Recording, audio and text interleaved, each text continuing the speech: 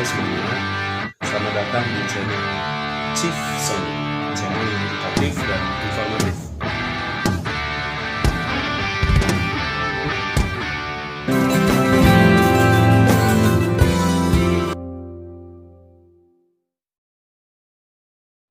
Halo semuanya, kita akan membahas konsep tentang ayunan balistik.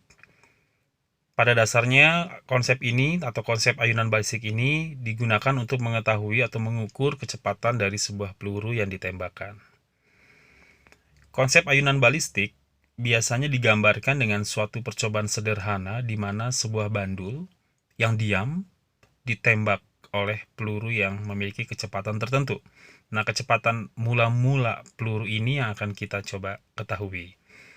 Nah, setelah terjadi tumbukan, peluru tersebut terbenam di dalam bandul, kemudian bandulnya terayun atau berayun mencapai ketinggian tertentu. Dalam hal ini kita kasih simbol H.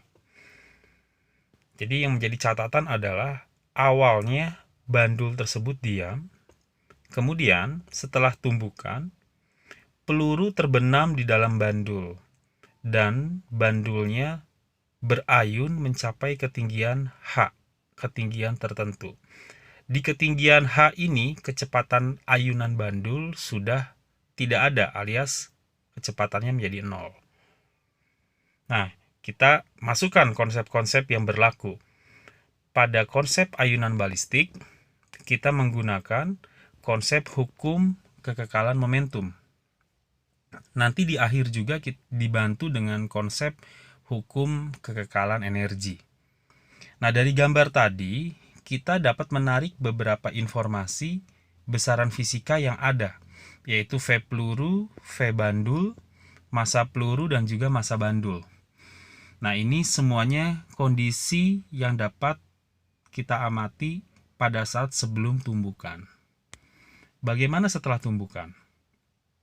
Setelah tumbukan, maka kecepatan peluru dan kecepatan bandul menjadi sama. VP aksen menjadi sama dengan VB aksen karena pelurunya terbenam di dalam bandul. Kita beri simbol saja V aksen. Dan massa peluru dan massa bandul juga menjadi satu karena terbenam pelurunya di dalam bandul. Jadi massanya kita kasih simbol massa total. Lalu kita masuk ke persamaan hukum kekekalan momentum. P awal sama dengan P akhir. MPVP tambah MBVB sama dengan MPVP aksen ditambah MBVB aksen. Lalu kita ingat bahwa tadi bandulnya awalnya diam, maka MP dikali V ditambah MB dikali 0 karena VB-nya diam. Kemudian massanya juga menjadi massa total. Makanya kita beri simbol MP tambah MB atau massa total dikali V aksen. Jadi baik VP aksen maupun VB aksen kecepatannya sama, yaitu sama-sama V aksen. Nah, inilah untuk konsep hukum kekekalan momentumnya. Kita tadi ingin mencari kecepatan mula-mula atau si V, bukan V aksen ya, tapi V. V ini kan V peluru. Kalau massa peluru dan massa total biasanya sudah diketahui dari soal. Tapi V aksen ini juga belum diketahui. Nah, bagaimana mengetahui V aksen? Mengetahui V aksen itu menggunakan konsep kekekalan energi. Untuk mencari V aksen, maka kita menggunakan konsep hukum kekekalan energi mekanik.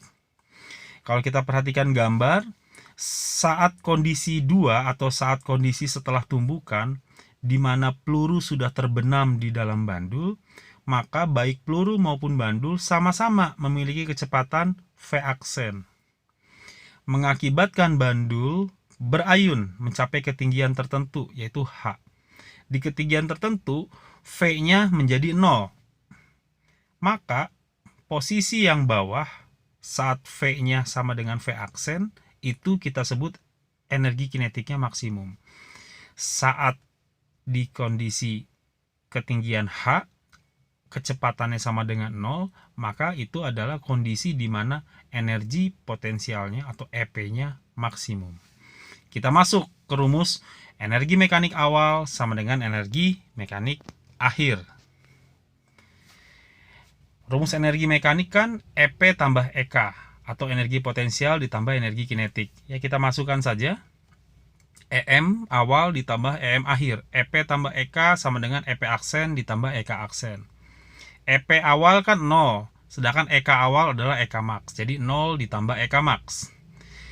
EP akhir kan EP max, sedangkan EK akhir adalah 0. Maka jawabannya menjadi atau persamaannya menjadi EK max sama dengan EP max. Kita masukkan rumus-rumusnya. Setengah MV kuadrat dan MGH. Tapi jangan lupa M-nya adalah M total, massa total. Sedangkan V-nya adalah V aksen. Nah, dengan persamaan ini, lalu dengan kemampuan matematis, kita akan dapatkan bahwa V aksen sama dengan akar 2GH. Jadi, V aksennya sudah ketemu. Kalau V aksennya sudah ketemu, maka tinggal mencari V-nya dari persamaan kekekalan momentum tadi. MP dikali V, MP-nya diketahui biasanya oleh soal, V-nya yang ditanyakan. Massa total juga biasanya diketahui dari soal, V aksennya dari persamaan yang tadi kita temukan dari hukum kekekalan energi mekanik. Seperti ini ya. Jadi yang menjadi catatan adalah V itu kecepatan peluru mula-mula, sedangkan V aksen adalah kecepatan peluru dan bandul setelah tumbukan. Ya, jadi harus dibedakan. Biasanya yang kita cari itu V, kecepatan peluru mula-mula. Tapi dalam soal bisa apa saja sih yang kita cari. Sedangkan V aksen itu dicarinya dengan menggunakan konsep hukum kekekalan energi mekanik. Oke, kita contoh soal. Perhatikan soal berikut, sebutir peluru 10 gram ditembakkan menuju sebuah bandul balistik 2 kg seperti ditunjukkan dalam gambar.